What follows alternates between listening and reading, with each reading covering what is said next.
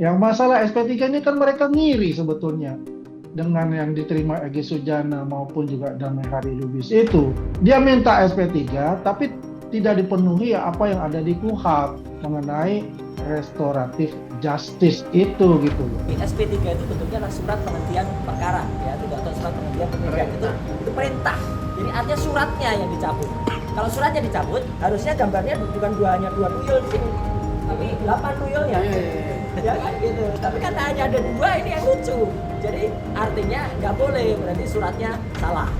Sahabat Kompas TV, publik masih terus menyoroti perkembangan polemik dari kasus ijazah Joko Widodo. Di tengah dinamika tersebut, terakhir dari pihak Roy Suryo telah meminta diterbitkannya SP3 atau surat perintah penghentian penyidikan. Lebih lengkap terkait dengan perkembangan kasus dari ijazah Jokowi telah bergabung bersama dengan kami, Bang Andi Azwan, Ketua Joman Nusantara Bersatu. Halo Bang Andi, bagaimana kabarnya? Pagi, Teta, Alhamdulillah sehat-sehat ya. Besok kita puasa, minal aidin wal faizin, mohon maaf lahir batin kepada seluruh pemirsa Kompas TV. Sehat-sehat selalu. Baik, sehat selalu ya, Bang Andi. Bang Andi, ini yang menarik ya. Terakhir kita lihat kan ini dinamikanya masih terus bergulir begitu ya, Bang Andi. Nampaknya belum berhenti begitu. Terakhir kan dari pihak Roy Suryo CS ini sudah mengirim surat ke Irwasum Polri untuk meminta SP3.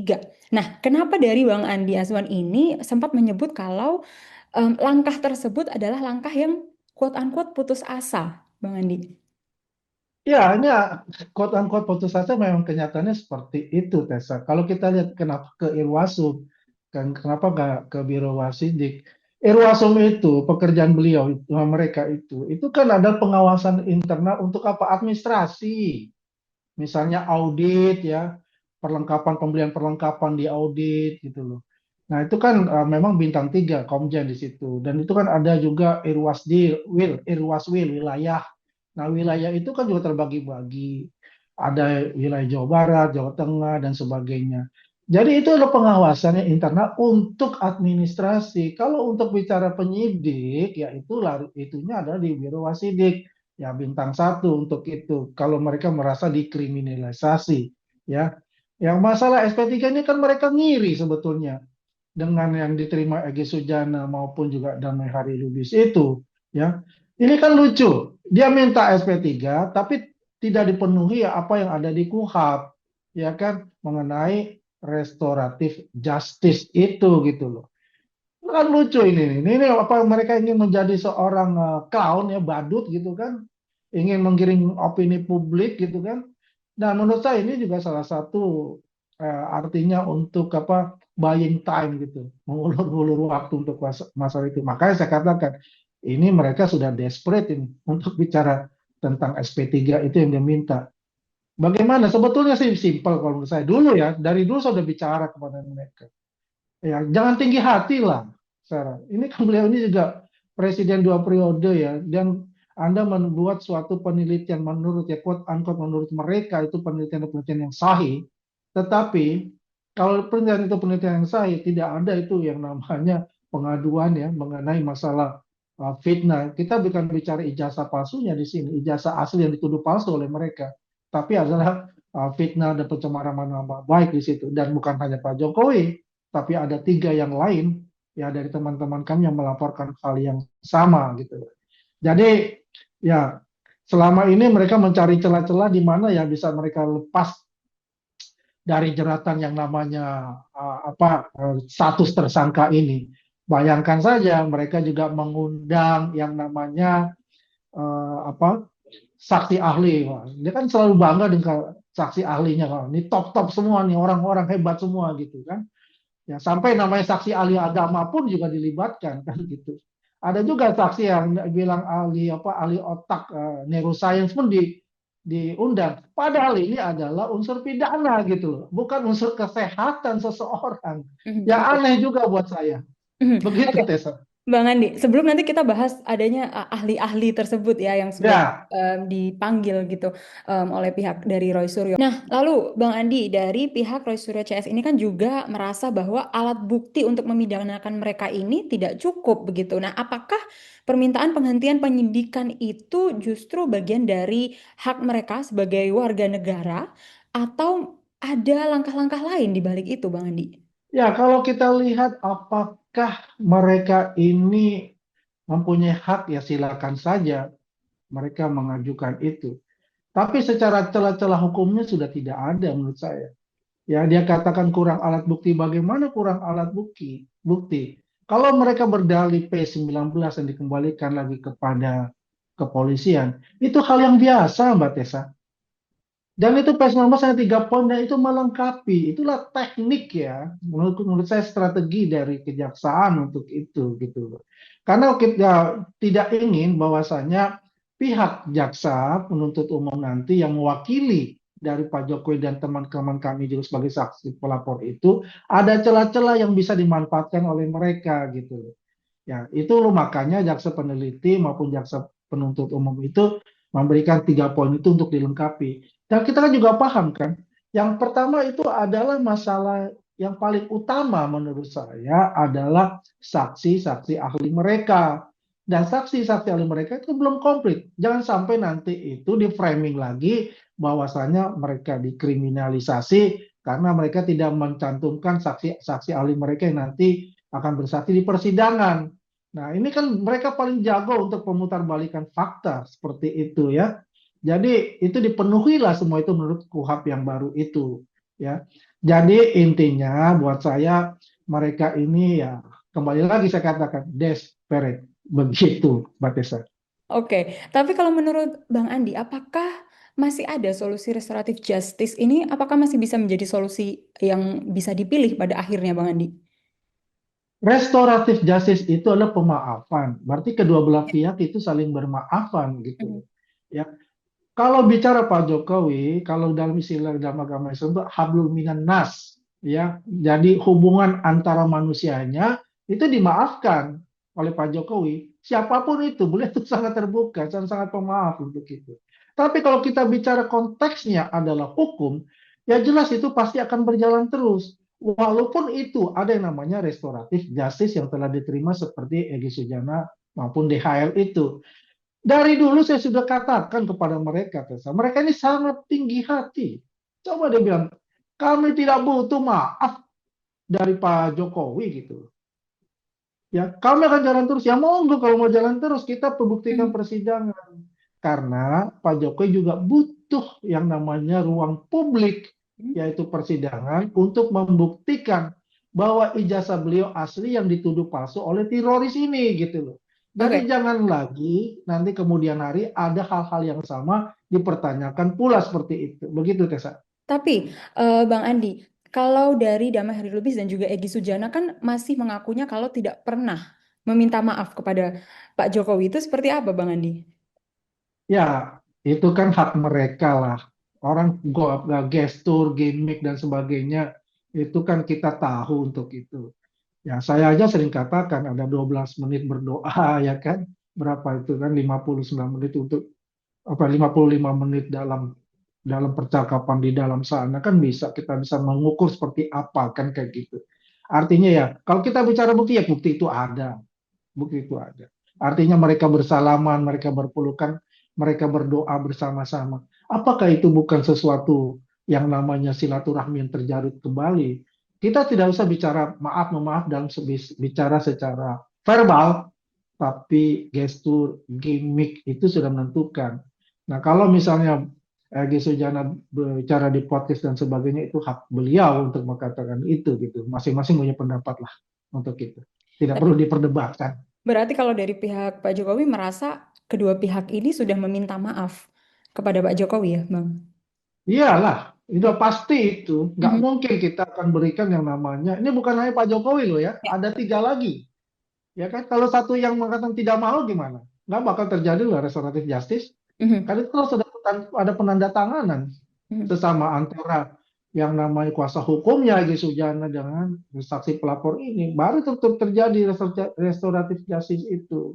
Mhm. Gitu loh. Kalau nggak mungkin terjadi. Oke, lalu dari Damai Hari Lubis ini kan juga pernah berbicara ya Bang, kalau misalnya Pak Jokowi ini juga memberikan tawaran understanding atau yang dimaksud untuk menyelesaikan persoalan ini sebenarnya bisa diselesaikan secara damai, begitu apa benar Bang Andi? Ya, beliau understanding pengertian itu, ya masing-masing mempunyai persepsi masing-masing. Understanding ini dia tidak perlu diucapkan artinya, tidak perlu diucapkan kata maaf itu, dia mengerti apapun maksud dan tujuan datang ke Solo seperti apa. Itu aja. Oke, em, berarti dari pihak Pak Jokowi ini merasa sudah memberikan ya Bang sebenarnya maaf itu begitu ya. Ya, Walaupun prosesnya mungkin masih pada akhirnya juga berjalan untuk beberapa pihak. Lalu kemudian Bang Andi tadi sudah sempat kita singgung juga terkait dengan ahli yang dipanggil begitu ya oleh pihak dari Roy Suryo ini. Nah, mereka ini kan selalu menitik beratkan pada ini adalah bentuk penelitian dari pihak Roy Suryo ini. Bagaimana Bang Andi melihatnya? kalau kita bicara penelitian, kan punya kaidah-kaidahnya dan penelitian itu. Dan saya tahu ya sebelum dari Desember ke April itu tidak ada penelitian. Dan itu luar biasa framing-framing jahat itu. Ya dari adili Jokowi ya, dan gantung Jokowi dan sebagainya gitu loh. Bukan sesuatu yang dari mereka katakanlah bulan Januari mereka melakukan penelitian, tidak ada itu. Itu satu poin. Yang kedua, dalam hal mereka melakukan penelitian, ya subjeknya itu yang diteliti itu barang sekunder, ya kan dari ijazah Pak, dari Dian Sandi, scan ijazah itu, ya dari Dian Sandi, bukan dari barang primer yaitu ijazahnya Pak Jokowi untuk itu. Dan juga tidak mempunyai namanya studi pembanding, yaitu ijazah yang sama dimiliki Pak Jokowi dengan teman-teman Pak Jokowi yang masuk bersama-sama dan wisuda bersama-sama. Itu tidak ada gitu. Yang ketiga, metodologinya pun nggak jelas, hipotesisnya nggak jelas, langsung masuk kemana? Langsung masuk kesimpulan dan mengatakan bahwasanya ijazahnya 99,9% itu palsu. Nah, inilah yang membuat juga tadinya Pak Jokowi itu tidak mau lah melaporkan mereka seperti hal itu. Tapi lama-kelamaan ini berbahaya jadi presiden buruk ke depan. Nah, makanya hak beliau, hak konstitusi beliau untuk melaporkan bahwa beliau ini merasa difitnah dan dicemarkan nama baiknya dengan subjeknya adalah ijazah beliau gitu loh. Yang asli dituduh palsu oleh teroris ini. Begitu, Tisa. Berarti kalau menurut Bang Andi ini adalah pendapat dari peneliti atau siapa Bang Andi? Ya, ini pendapat bukan dari peneliti, ini pendapat barisan sakit hati gitu loh. Yang memang mempunyai tujuan-tujuan politik, bukan tujuan-tujuan ilmiah. Oke. Begitu, Tisa.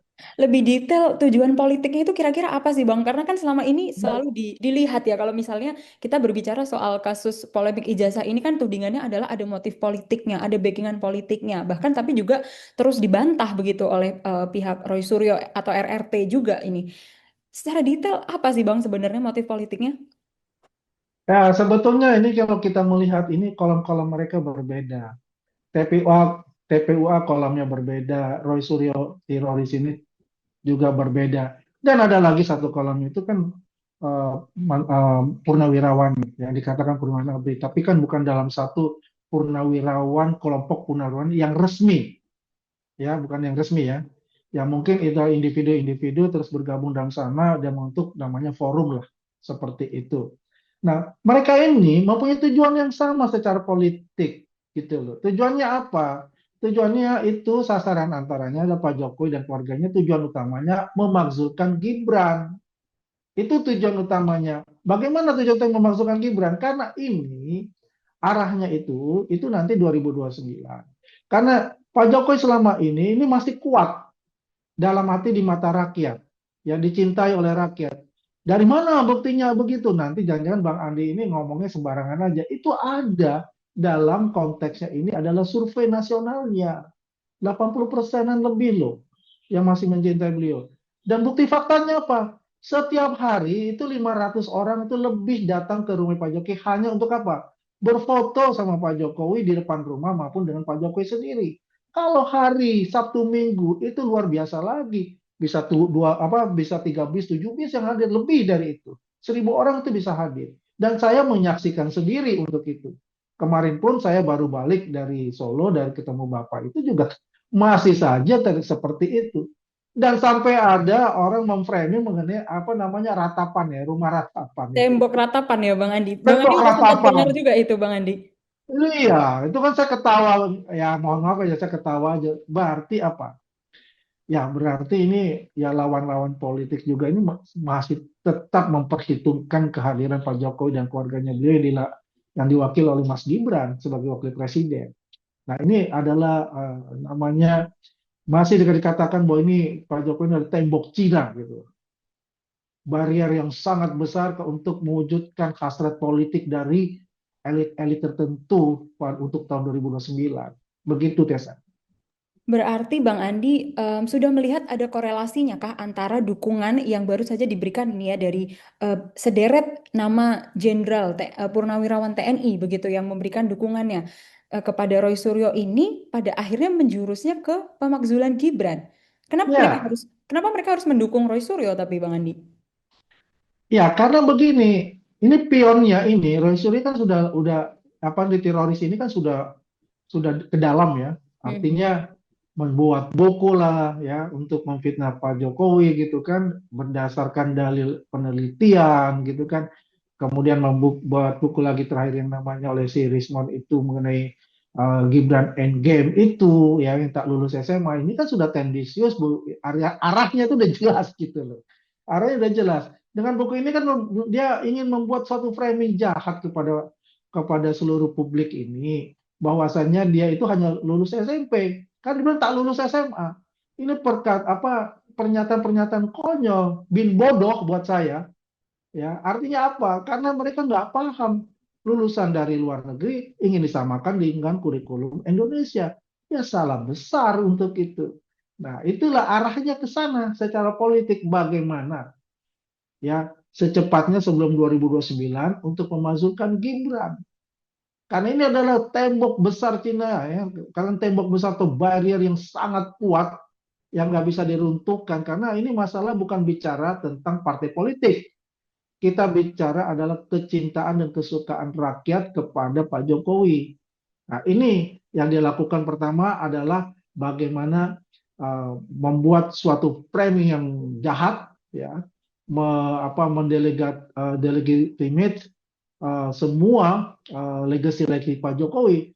Ya, tapi ini nggak bisa karena masyarakat ini langsung merasakan yang nama manfaatnya ketika beliau menjadi presiden. Coba dibayangkan, Tessa. Indonesia bagian timur, baru kali inilah seorang presiden yang berani membuat suatu keputusan yang sangat besar, yaitu Indonesia sentris. Yang dimana harga-harga BBM, harga semen, dan lain sebagainya itu sama dengan di Jawa. Kalau dulu bagaimana coba? Harga katakanlah premium ya kalau zaman dulu, itu bisa 50.000 per liter. Ini Pertalite aja 10.000, di sana juga 10.000 di Papua. Ini kan sudah membayangkan bahwasannya logistik itu Indonesia Transit sudah berjalan. Paling utama apa? Karena tidak ada infrastruktur yang memadai untuk mendukung hal itu. Begitu, Tessa. Oke, tapi Bang Andi, ini kan kita sudah melihat ini jarak waktunya sangat lama ya, Bang Andi. Polemik dari kasus ijazah ini masih terus bergulir Betul. begitu. Sampai dengan saat ini, apakah memang dari pihak Pak Jokowi sendiri ini, Bang Andi, tidak mau nih untuk membuka ijazahnya ke publik? Karena kan ini yang dikeluarkan dari pihak Roy Suryo ya. Mereka bilang kalau misalnya mana ijazahnya yang asli itu mana, kasih ke publik begitu kan, Bang Andi. Nah, karena apa yang dikatakan oleh Roy Suryo ini mereka bersikeras kalau ini adalah pendapat peneliti begitu atau ahli begitu, nggak ada nih Bang Andi keinginan untuk ya udah dibuka aja supaya benar-benar bisa melihat, bahkan publik juga bisa melihat gitu kalau misalnya ini ada ijazah yang diklaim asli ataupun tidak oleh pihak Roy Suryo. Tessa, kalau untuk dibuka di publik, sejak 2005, itu sudah dibuka di publik. Dalam apa? Pil Wali Kota Solo. Karena di dalam KPU itu ada apakah masyarakat berkeberatan dengan calon ini, satu, dua, tiga, empat calon misalnya. Nah, itu kan diserahkan kepada publik, kepada masyarakat Kota Solo untuk itu, untuk mengecek untuk itu. Apakah ada keberatan? Kan tidak ada keberatan untuk itu. Satu. 2010 pun diulang. Hal yang sama. Ada keberatan? Tidak ada keberatan. Pilgub DKI, hal yang sama pula. Tidak ada keberatan. Sampai 2019. Tidak ada keberatan untuk itu. Ya saya bilang kembali lagi, kalau kita membuka di publik itu sudah terbuka semua untuk publik, ya. Kalau untuk buat apa? Emang mereka itu siapa untuk mereka? Dan mereka mewakili rakyat yang mana? Pertanyaan saya. Karena mereka selalu membawa nama-nama rakyat dan nggak jelas. Kalau kita survei 80% menyukai Pak Jokowi, artinya dia rakyat yang mana? Apakah rakyat yang kemarin kalah dalam kontestasi Pilpres yang dia katakan itu? Nah, ini saya jadi curiga kalau itu terjadi seperti itu. Misalkan begitu. Itu dugaan saya, ya. Jadi intinya adalah kenapa arahnya nanti di pengadilan sebagai ruang publik untuk bisa membuka ijazah asli Pak Jokowi yang dituduh palsu oleh mereka? Karena itulah yang menentukan secara hukum. Karena selama ini mereka memframing-framing jahat itu bahwa tidak punya ijazah loh. Jangan lupa, tidak mempunyai ijazah framing pertama mereka. Nah itu terbantahkan. Kemudian mereka lari kemana lagi? Lari ke formnya lah, lari ke itunya lah. Dan kemudian ke fotonya, katanya bukan Pak Jokowi, Hari Mulyono, kenapa berkacamata? Itu semua saya sudah bantah di media mainstream, baik di Kompas dan media yang lainnya. Ya, dan itu akhirnya mereka mencari cara-cara lain, gitu loh. Bahkan saya sudah di LP juga oleh mereka kan untuk bisa membungkam suara saya untuk itu. Tapi pada dasarnya kebenaran itu pasti menunjukkan jalannya, Tessa. Dan kita lihat saja, ya nanti sudah P21 itu diserahkan ke kejaksaan. Nah kita lihat, kita taruh di pengadilan. Begitu, Tessa. Berarti memang maunya diakhirinya nanti di pengadilan ya, Bang Andi ya? Pada dasarnya Mhm. kita tidak mau ke sana. Kan saya sudah katakan, Oke. ya mereka udah framing dari Desember ya sampai April, akhirnya April kita minta lah dilaporkan untuk itu. Mhm. Ya, kalau mereka datang baik-baik untuk ini, tapi Tessa, ketika kita tunjukkan, dia bilang, saya akan ambil dan saya akan periksa. Mhm. Itu kan kurang ajar sekali seperti itu. Dan simpel saja, Tessa. Coba kita lihat, ijazah Mas Gibran, ya, itu kan diulik-ulik dulu sama dia. Walaupun sudah ditunjukkan loh, ijazah Mas Gibran itu. Ya, bahwa dia tuh lulusan dari luar negeri, dari Singapura, yang beda sekali secara kurikulum dengan yang ada di Indonesia. Sistemnya pengajarannya dan berbeda. Dan tapi mereka tetap ke sana arahnya. Yaitu saya bilang tadi, arahnya ke politik. Bagaimana memasukkan Gibran. Begitu, Tessa. Karena ini kan pada akhirnya polemiknya masih bergulir terus dan publik Ya, ini juga masih terbagi dua ini, Bang Andi. Masih ya. ada yang memang merasa kalau misalnya dengan pelaporan dari Roy Suryo ini itu berpotensi untuk membungkam kebebasan berpendapat. Bang Andi sependapat atau tidak? Saya sangat tidak sependapat untuk Mhm. itu. Kalau kita bebas berpendapat, tapi yang bertanggung jawab, tidak ada unsur-unsur kebencian, tidak ada unsur-unsur fitnah. Tapi yang ini adalah unsur fitnah semua, pencemaran nama baik semua, gitu. Bukan unsur-unsur yang dikatakan yang namanya dalil dari pengetahuan. Tidak untuk itu. Bukunya pun juga menurut saya katakan dari awal saya bilang buku sampah.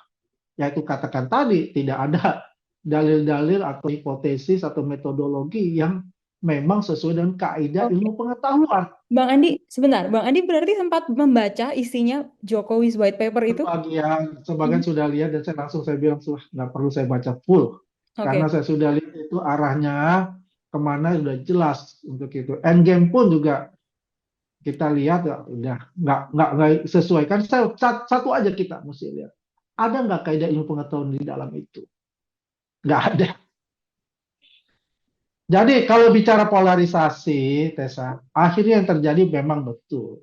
Kalau kita bilang polarisasi, ya jelas. Ya, saya bilang tadi, karena mereka terframing oleh niat jahat mereka memang untuk membuat post-truth. Ya, berita-berita hoax itu untuk menjatuhkan Pak Jokowi. Akhirnya, Tessa, yang terjadi ya, pembelahan itu, muncullah yang namanya kaum baru. Bani istilahnya ya. Kaum baru itu apa? Kaum Salawi namanya. Ya itu kecil sekali. Kaum Salawi itu artinya semua salah Jokowi, itu Salawi. Jadi apapun yang dikerjakan Jokowi yang lalu-lalu itu dibilang salah sama dia. Maka mereka selalu mengatakan, saya katakan mereka adalah kaum Salawi, salahnya Jokowi semua. Oke. Begitu. Oke, berarti ini pure bukan ada bentuk kriminalisasi kritik ya di sini ya Bang Andi? Tidak ada, Tessa. Mhm, Mestinya yang dibilang dikriminalisasi itu mhm. adalah Pak Jokowi, Tessa. Oke. Bukan mereka gitu. Karena mereka ini sudah saya katakan kaget bahwa Pak Jokowi itu melaporkan mereka.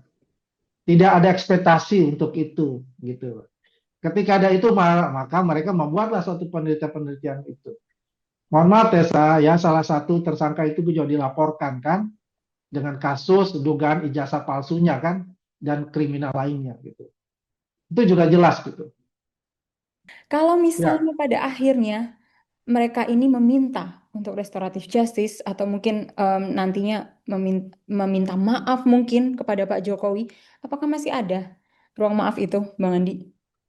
saya katakan Pak Jokowi ini pemaaf. Ruang maaf itu ada, tapi proses hukum tetap berjalan Hmm, ya. Yang tentukan adalah nanti di pengadilan biar hmm, membuka di ruang publik ijazah asli Pak Jokowi yang dituduh palsu itu. hmm. Bagaimana hukumannya nanti? Apakah Pak Jokowi akan meminta seringan-ringannya itu terserah dari Pak Jokowi untuk itu. Oke. Ya, begitu Tessa. Oke, berarti nanti kita sama-sama masih menunggu ya, Bang Andi masih Betul melihat sekali. bagaimana proses pembuktiannya ini nanti akan dilakukan secara terbuka di pengadilan, yang pada Ya, akhirnya apakah ini betul. bisa untuk mengakhiri polemik dari dugaan ijazah palsu dari Jokowi ini secara final dan transparan. Terima kasih, Ya, Bang Andi terima Azwan. kasih. Kita jumpa Terima lagi. kasih Mbak Tessa. Terima kasih.